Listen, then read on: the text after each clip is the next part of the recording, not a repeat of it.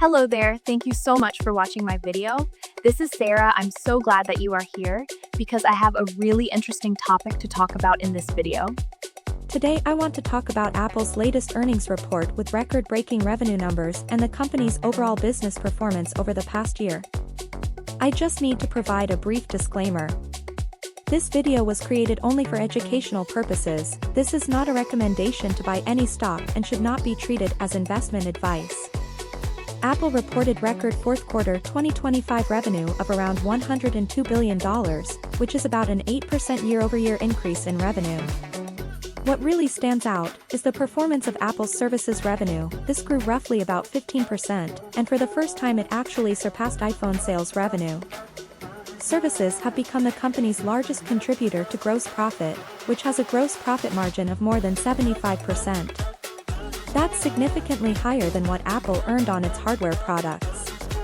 So we're clearly seeing that Apple has evolved into more of a high-margin, services-driven company.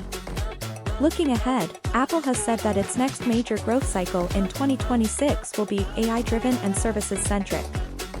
A big part of this growth strategy is using Apple Intelligence, which includes things like Siri AI powered by large language models, language translation, and visual intelligence features.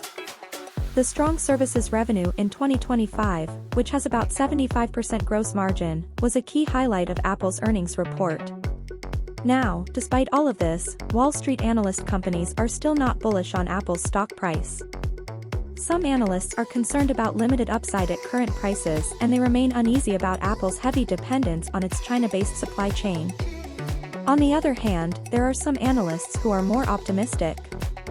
They've set a 2026 price targets that suggested there could be a significant upside for Apple, which is driven by strong sales in the news for iPhone 17. There is also a new argument that Apple's stock price has been sliding down towards the oversold territory, which might create a more attractive entry point for investors who believe in the long-term AI and services growth story for Apple.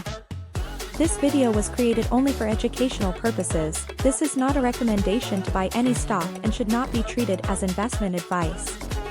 Thank you so much for watching my video.